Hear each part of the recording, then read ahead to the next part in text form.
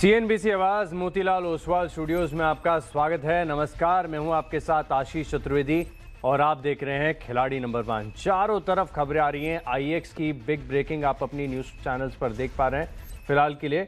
और सबसे पहले सीएनबीसी आवाज पर ही आप खबर देख रहे हैं। स्टॉक में काफ़ी ज़्यादा वॉलेटिलिटी देखने को मिल रही। शुरुआत काफ़ी बढ़िया हुई थी लेकिन उसके बाद लुढ़का।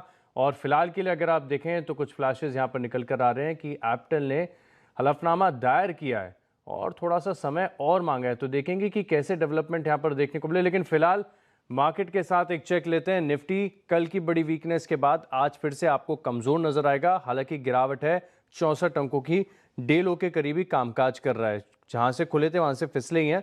बैंक निफ्टी का भी एक बार चेक ले लेते हैं। 260 अंकों की गिरावट, ऑलमोस्ट डे लो के करीब यहां पर एक्शन है। स्मॉल कैप और मिड कैप क्विकली ये भी आपकी स्क्रीन पर लेकर आता हूं। मिड कैप बेटर है। कल ज़्यादा पेन यहाँ पर ही आपको देखने को मिला था, लेकिन सिर्फ 30 अंकों की बढ़त है। स्मॉल कैप में आज भी 60 अंकों की गिरावट के साथ कामकाज यहाँ पर देखने को मिल रहा है। ओवरऑल मार्केट की ब्रेथ को देखा जाएगा तो फिलहाल के लिए जो गिरने वाले शेयर हैं इनकी संख्या काफ़ी अधिक है और ये डिफरेंस वाइड भी हो रहा है। 1726 शेयर ऐसे हैं जहाँ पर गिरावट है।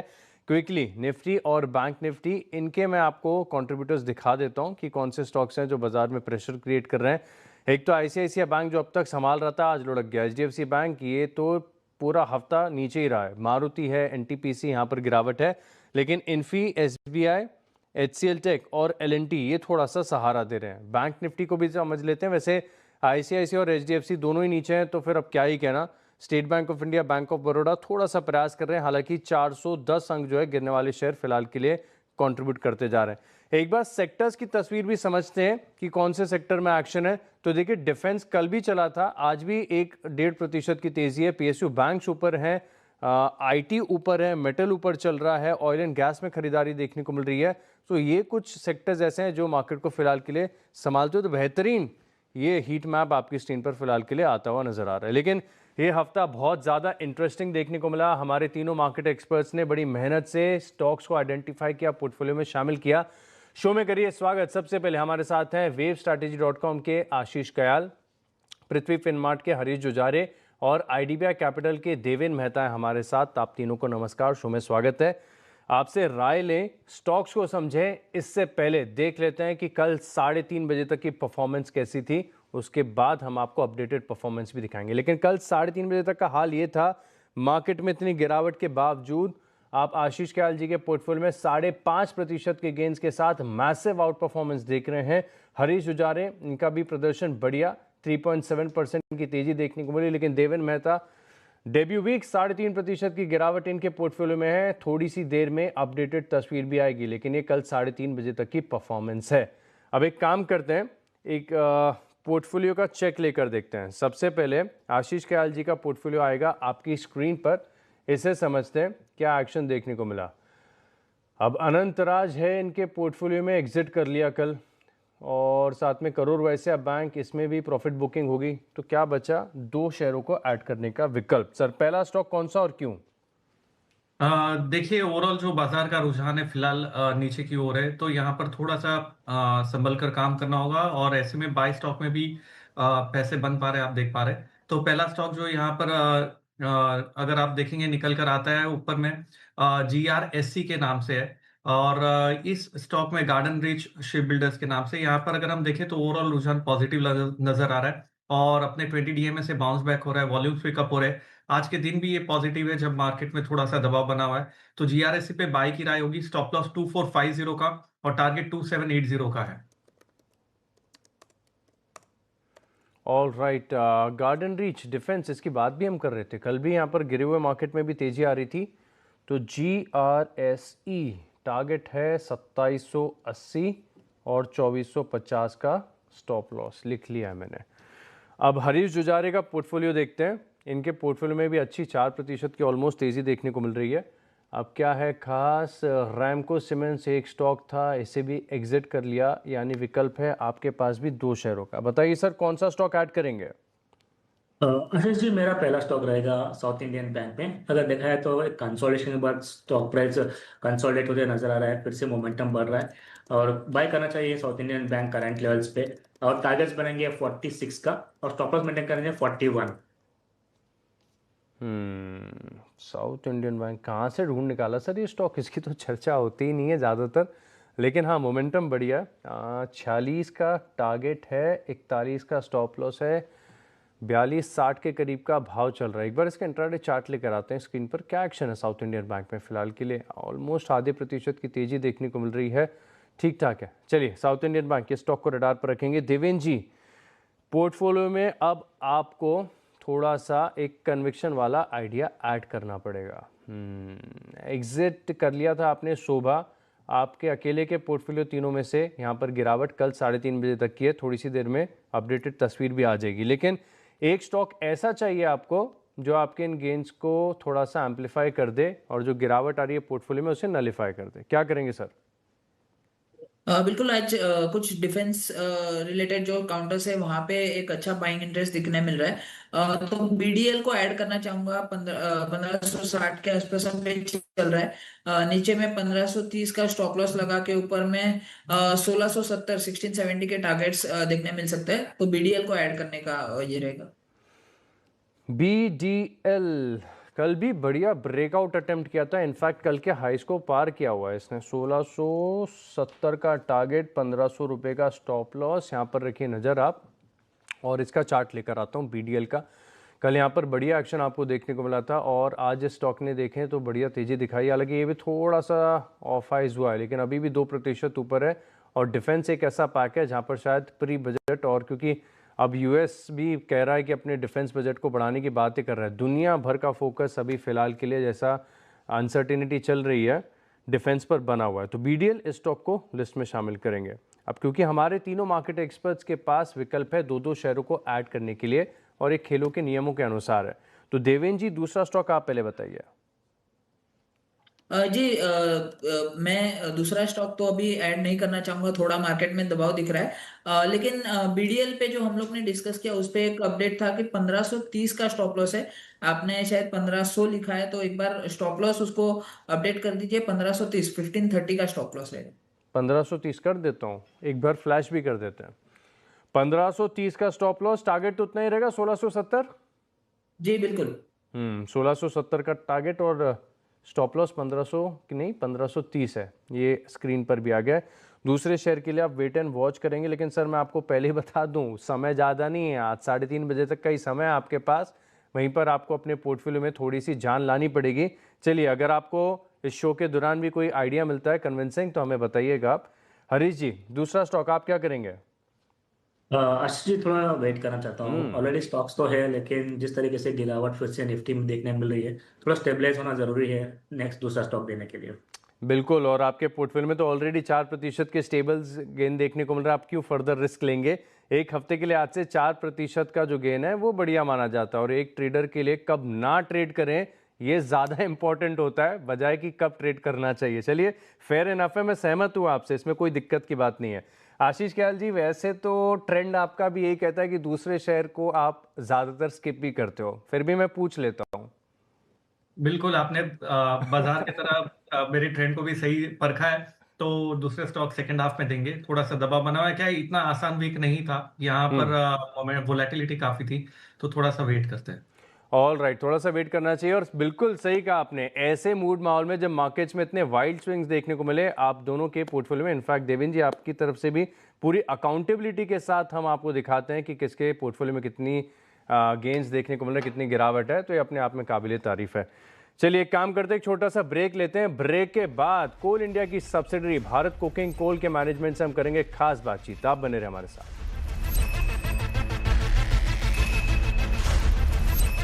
के बाद आपका स्वागत है और अब बात करते हैं बजिंग आईपीओ की। कोल इंडिया की सब्सिडरी भारत कुकिंग कोल का आईपीओ आज से खुला है। एक बार सारी डिटेल्स आपके सामने रख देता हूं। आज से लेके ये 13 जनवरी तक आईपीओ खुला रहेगा। प्राइस बैंड बड़ा अट्रैक्टिव है, 21 से 23 रुपए का है और इशू की साइज है 1071 करोड़। पूरा का पूरा ओएफएस है और इस पर हमारा फोकस है। कोल इंडिया की सब्सिडरी है। तो चलिए मैनेजमेंट से बात करते हैं और कंपनी के सीएमडी मनोज कुमार अग्रवाल है हमारे साथ और साथ में पेरेंट कंपनी कोल इंडिया के डायरेक्टर फाइनेंस मुकेश अग्रवाल भी है हमारे साथ। आप दोनों को नमस्कार, शो में स्वागत है। सबसे पहले आईपीओ के लिए बहुत सारी शुभकामनाएं और आपसे ही पूछना चाहूँगा सर, सबसे पहले मनोज जी, पूरा का पूरा ओएफएस आ रहा है, हालांकि एक्सपेक्टेड लाइंस पर है, लेकिन क्या कंपनी को ग्रोथ कैपिटल की आवश्यकता नहीं है? कंपनी को ग्रोथ कैपिटल की आवश्यकता है। और पहले तो आपको मैं थोड़ा सा भारत कोकिंग कोल लिमिटेड के ग्रोथ पैटर्न को बता दूं, और इस कंपनी के बारे में अगर आप चाहेंगे तो कुछ बताना चाहूँगा मैं जी बिल्कुल। कि हमारी company Bharat coking coal limited BCCL coking coal के उत्पादन में देश की सबसे बड़ी कंपनी है। 50 साल से पुरानी कंपनी है। हम 40.5 मिलियन टनी लास्ट ईयर किए थे। हमारा प्लान 56 मिलियन टनी 29-30 में पहुंचने का है। हमारा रिजर्व 8 बिलियन टनी से ज़्यादा अभी है तो किया ना के लगभग है। और इस तरह से हमारा जो रिजर्व है, इन्वेस्टर को भी ये ध्यान में रखना चाहिए, 100 ईयर से ज़्यादा हमारा रिजर्व है। और कोकिंग कोल का उत्पादन स्टील इंडस्ट्री के लिए रॉ मटेरियल का काम करता है, और उसके बिना वो स्टील का उत्पादन नहीं हो पाएगा। तो हम अपने वाशरीज के थ्रू एस कंटेंट जो हमारे कोयले में 39-40% होता है, उसको कम करके 18-19% देते हैं कुछ। और स्टील इंडस्ट्री विदेशों से भी कोयले का आयात करती है, मुख्य रूप से ऑस्ट्रेलिया से, और दोनों कोयले को ब्लेंड करके वो स्टील में करती है, अपना यूज करती है। तो स्टील उत्पादन बढ़ेगा, कोयले की डिमांड बढ़ेगी, और कोकिंग कोल का उत्पादन हमारा निरंतर बढ़ते हुए 56 मिलियन टनी 29-30 में आएगा। तो नेचुरली हमारी आय भी बढ़ेगी और कैपिटल हमारा गेन भी होगा। और ये जितना भी इसका पैसा आएगा वो हमारे पेरेंट इंडस्ट्री सीआईएल को जी। जाएगा, और वो सीआईएल के द्वारा कैपिटल इन्वेस्टमेंट अलग अलग डाइवर्सिफिकेशन में, जैसे रेयर अर्थ मेटल और सोलर प्लांट आदि में किया जाएगा। तो हर तरह से यह गेनफुल रहेगा हमारे लिए, और खास करके हमारे इन्वेस्टर्स के लिए। बिल्कुल बिल्कुल समझ में आ गया सर। मुकेश जी, आपसे सवाल होगा, थोड़ी सी प्राइसिंग को समझते हैं। जैसे कोल इंडिया को इतने सालों से हम ट्रैक कर रहे हैं, तो वहाँ पर ई ऑक्शंस होता है, एफएसए होता है, तो भारत कोकिंग कोल लिमिटेड, इनका जो सेलिंग माध्यम है, इसे थोड़ा सा समझाइए। भारत कोकिंग कोल में 3 या 4 तरीके से हम लोग सेल करते हैं। एक तो जो लॉन्ग टर्म इन्वेस्टर्स हैं उनके साथ एफएसए करते हैं पावर सेक्टर के लिए, और जो नोटिफाइड प्राइस पे होता है। दूसरा होता है कि जो हम एनआरएस सेक्टर के लिए करते हैं, वो 120% ऑफ द नोटिफाइड प्राइस होता है। अगर नोटिफाइड 100 है तो 120 विल बी देयर, उसके ऊपर प्रीमियम्स होते हैं। और उसके बाद तीसरा हमारा सेक्टर होता है ई ऑक्शन। ई ऑक्शन में 140% ऑफ नोटिफाइड प्राइस होती है, उसके ऊपर चलता है। और चौथा एक माध्यम अभी हम लोगों ने जो भारत कुकिंग कोल ने किया है, कि उन्होंने स्टील का एमओयू, स्टील के साथ एमओयू किया है। एमओयू में 62.5% उन्होंने रखा हुआ है ऑस्ट्रेलियन कोक की प्राइस के साथ में, और उसका प्राइस बैंड है 10,500 से लेकर के 14,000 रुपए पर टन का। तो इन 4 माध्यमों से हम लोग भारत कोकिंग कोल की प्राइस होती है। और भारत कोकिंग कोल का जो बोर्ड है वो खुद अपने में सक्षम है प्राइसों को बढ़ाने के लिए, वो कोल इंडिया से गवर्न नहीं होता है। All right. मुकेश जी, अगला सवाल मेरा ये होगा कि समझना चाहते हैं कि अभी तक ज़्यादातर जो मैं देख रहा था कि आपकी सेल होती है कोल की, ये पावर कंपनीज को ही होती है, लेकिन जो बाकी की स्टील कंपनीज हैं, ये अधिकतर अपनी रिक्वायरमेंट का कोकिंग कोल इंपोर्ट ही करते हैं। इसके पीछे क्या कारण है और इसे कैसे एड्रेस करेंगे आप? हूँ आपको, ये हमारा जो स्टील का उत्पादन होता है और स्टील इंडस्ट्रीज का जो कोकिंग कोल का नीड होती है, वो नीड है 12 से 13% के एस कंटेंट वाले कोकिंग कोल का। हमारा डोमेस्टिक कोयला जो होता है कोकिंग कोल, उसमें 39 से 40% का एस कंटेंट होता है, जिसको कि हम अपने वाशरीज के थ्रू वॉश करके 18-19% एस कंटेंट पर लाते हैं, स्टील को देते हैं।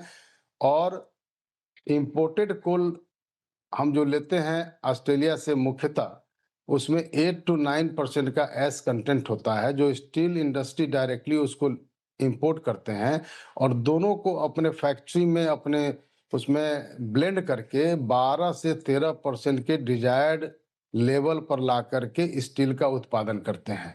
तो इंपोर्टेड कोल का तो आयात होगा ही, लेकिन हम चूंकि 29-30 तक मैंने आपको बताया 56 मिलियन हमारा उत्पादन होगा, 14 मिलियन से 16 मिलियन तक हम ग्रोथ लाएंगे, और ये सारा का सारा हमारी वाशरीज के थ्रू क्लीन कोल के रूप में जाएगा स्टील इंडस्ट्री को। तो आयात में कमी होगी, इंपोर्ट सब्स्टिट्यूशन होगा, आत्मनिर्भर भारत बनने में हमें मजबूती मिलेगी। तो इस तरह से हमारा इंपोर्टेड कोल और डोमेस्टिक कोल का सीक्वेंस और आने वाले दिन में एक्शन प्लान रहेगा। यहाँ पर अगर आप देखें तो बड़े ग्रोथ के टारगेट्स यहाँ पर देखने को मिल रहे हैं और फिलहाल के लिए। लेकिन सर स्टील कितना 18% रेवेन्यू में कंट्रीब्यूट करता है फिलहाल? ये कोकिंग कोल जो होता है इसमें जो है delta becomes 3 to 4 times 4 delta. And इसमें इंटरनेशनल प्राइजेस से कैसे कोरिलेशन है? क्योंकि मैं कल देख रहा था कि चाइना में कीमतें कुछ 4-5% बढ़ी हैं कोकिंग कोल की। क्योंकि जैसे कि अभी हमारे सीएमडी बीसीसीएल साहब ने बताया है कि हमारे कोल में 40% ऐश होता है, जबकि ऑस्ट्रेलियन कोल में 8 से 9% होता है। तो उसकी अकॉर्डिंगली डिस्काउंटिंग करके हमने 62% of the Australian FOB price रखते हैं और उसके लिए एक अपर बैंड हमने रखा हुआ है 10,500 से लेकर के 14,000 रुपए पर टन का में ये कोल जाता है, जबकि नॉर्मल कोल जाता है 2,000-3,000 रुपए पर टन। चलिए, आप दोनों को बहुत बहुत आईपीओ के लिए शुभकामनाएं और शुक्रिया हमारे साथ जुड़ने के लिए और विस्तार से ग्रोथ प्रोस्पेक्ट्स और आईपीओ पर हमारे साथ चर्चा करने के लिए। बहुत बहुत धन्यवाद सर आपका। Thank you. धन्यवाद। चलिए, अब इसी के साथ एसआईपी इनफ्लो का भी बड़ा इंपॉर्टेंट डेटा आ रहा है। मार्केट के लिहाज से उतार चढ़ाव के बावजूद निवेशकों का जो कॉन्फिडेंस है पूरी तरीके से मार्केट पर बना हुआ है। नेट इक्विटी इनफ्लो यहाँ पर तो बढ़त है, लेकिन एसआईपी इनफ्लो ये सबसे ज्यादा मायने रखता है मार्केट के लिए और यहाँ पर 31,000 करोड़ के पार यहाँ पर देखने को मिला है। ये आंकड़ा ग्रोथ देखने को मिली है, क्योंकि प्रीवियस जो अपडेट आया था इसमें 29,445 करोड़ के आसपास का आंकड़ा देखने को मिला था। तो बाजार में उतार चढ़ाव के बाद भी जो निवेशकों का, म्यूचुअल फंड निवेशकों का भरोसा है मार्केट पर इंटैक्ट है और एसआईपी फ्लोज में मामूली सी थोड़ी सी बढ़त यहाँ पर देखने को मिली है। तो चलिए इसी की नोट के साथ लेते हैं एक छोटा सा ब्रेक, लेकिन ब्रेक के बाद आपका स्वागत है और अब जिसका इंतजार है वो करते हैं। परफॉर्मेंस देखते हैं तीनों मार्केट एक्सपर्ट्स की तरफ से जो पोर्टफोलियो में स्टॉक्स ऐड किए थे, एक एक करके आपकी स्क्रीन पर आएंगे। आशीष ख्याल जी ने गार्डन रीच शिपबिल्डर्स आज ऐड किया हुआ है, 2780 का टारगेट, 2450 रुपए का स्टॉप लॉस अभी ही शेयर किया है। तो परफॉर्मेंस के लिहाज से ज़्यादा एक्सपेक्ट नहीं करना चाहिए, लेकिन 1.5% ये अब नीचे आ चुका है। लेकिन अभी गेंस के लिहाज से तो आशीष ख्याल जी आगे चल रहे हैं। हरीश जुजारे के पोर्टफोलियो में देखें तो साउथ इंडियन बैंक ढूंढ के निकाला, 46 के टारगेट, 41 का स्टॉप लॉस और ये स्टॉक आपके साथ अभी शेयर किया है। परफॉर्मेंस के लिहाज से ये थोड़ा सा नीचे है, 0.16% का डेंट फिलहाल के लिए ये दे रहा है, लेकिन इनका पोर्टफोलियो ओवरऑल गेंस में था। वहीं देवेंद्र मेहता ने बीडीएल डिफेंस पैक में से आइडेंटिफाई किया, 1670 के टारगेट, 1530 रुपए का स्टॉप लॉस, यहाँ पर खरीदारी की राय दी। अब समझते हैं कि यहाँ पर स्टॉक में कैसा चल रहा है। देखिए ये भी नीचे आ चुका है, मार्केट बहुत वॉलेटाइल है, ऐसे मार्केट को ट्रेड करना बड़ा डिफिकल्ट हो जाता है। समझ लेते हैं कि फाइनल परफॉर्मेंस अब तक की क्या करी है, लेकिन पूरा रिपोर्ट कार्ड 3:30 बजे आएगा आपके लिए। आशीष ख्याल जी के पोर्टफोलियो के गेंस घट गए हैं 3.9% और हरीश जुजारे का पोर्टफोलियो एकदम कांटे की टक्कर दे रहा है 3.6% के गेंस के साथ। वहीं देवेंद्र मेहता के पोर्टफोलियो में पेन बढ़ता जा रहा है, 4.4% की गिरावट यहाँ पर आपको देखने को मिल रही है। लेकिन जैसा कि मैंने कहा कि मार्केट के लिहाज से, ट्रेड के लिहाज से ये हफ्ता बड़ा चुनौतीपूर्ण देखने को मिला और ऐसे में आप तीनों मार्केट एक्सपर्ट्स ने पूरी अकाउंटेबिलिटी के साथ, लेखा जोखा के साथ अपना प्रदर्शन दिया। इसके लिए बहुत बहुत शुभकामनाएं आपको। चलिए, आप तीनों का बहुत बहुत धन्यवाद हमारे साथ जुड़ने के लिए और खिलाड़ी नंबर 1 में इतना ही, लेकिन आप बने रहेंगे CNBC आवाज़ के